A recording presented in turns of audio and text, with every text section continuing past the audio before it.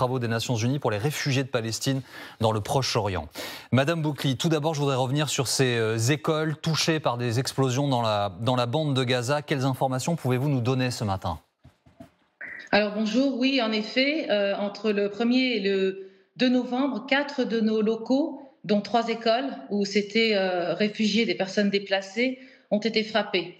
Dans le camp de réfugiés de Jabalia et aussi à Boureij, Al-Boureij.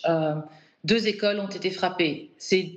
Dans ces écoles, il y avait plus de 20 000 personnes déplacées qui ont pris refuge donc, dans des abris, des locaux des Nations Unies. Madame Boukli, on est marqué par les images, le nombre de personnes qui se trouvent sur ces images. Quelle a été la mesure du déplacement des Palestiniens du nord de Gaza vers le sud tel que l'avait demandé l'armée israélienne ?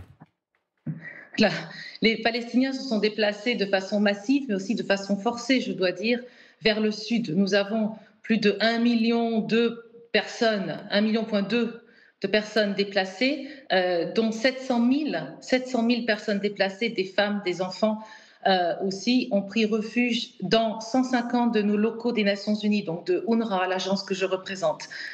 Ces personnes ne se trouvent en sécurité en fait nulle part, parce que même dans le sud, nous faisons face à des bombardements intenses et des frappes qui ont touché plus de 50 de nos locaux.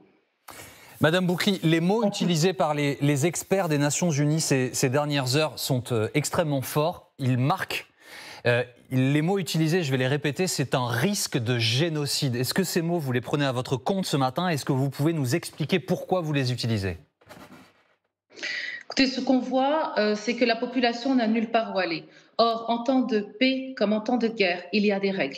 Ici, en temps de guerre, c'est le droit humanitaire international qui s'applique, avec des principes aussi de proportionnalité, de précaution.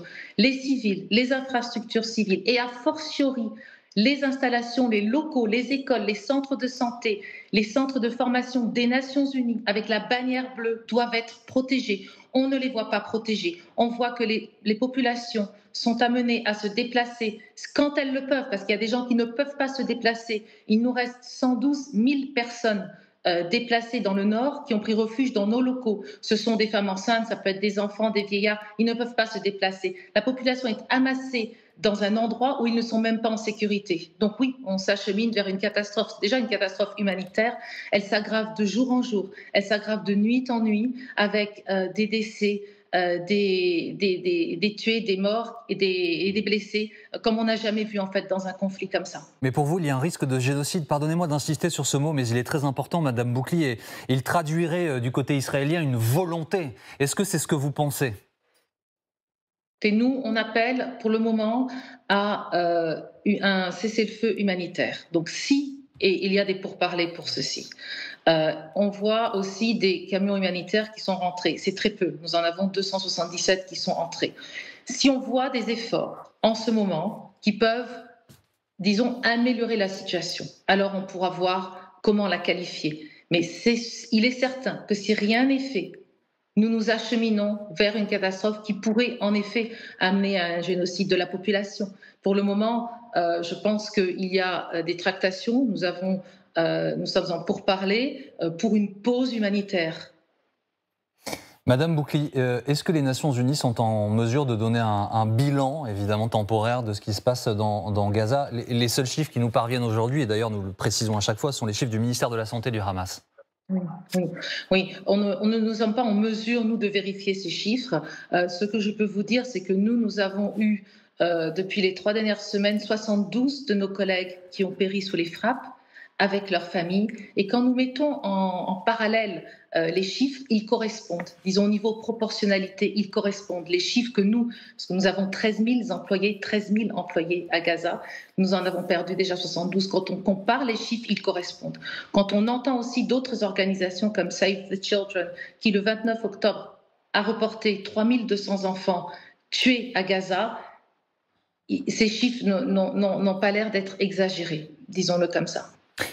Encore un mot, s'il vous plaît, parce qu'il y a les évacuations de blessés, de ressortissants étrangers par le point de Rafah, des camions humanitaires qui entrent, mais est-ce que des personnels vont pouvoir entrer dans Gaza ? Je pense surtout à des soignants. C'est ce que nous espérons. En effet, vous mentionnez ces camions humanitaires. Comme j'ai dit, c'est 277 camions qui sont entrés depuis le début du conflit. C'est en moyenne 19 camions par jour. Il faut bien réaliser qu'avant le conflit, il y avait 500 camions qui entraient. Et ça, c'était en temps de paix, quand la population n'avait pas les besoins dans lesquels ils se trouvent aujourd'hui. Oui, nous espérons, en tout cas nous, les Nations Unies, UNRWA, nous sommes là-bas, comme je l'ai dit, 13 000 employés qui continuent à travailler comme ils peuvent, là où ils peuvent. Et nous espérons faire rentrer d'autres personnes, éventuellement, en effet, pour apporter un appui logistique, humanitaire, etc. Un dernier mot, le secrétaire d'État américain, M. Blinken, arrive en Israël. Il doit s'entretenir, selon la Maison-Blanche, avec M. Netanyahou au sujet des réfugiés et des populations palestiniennes.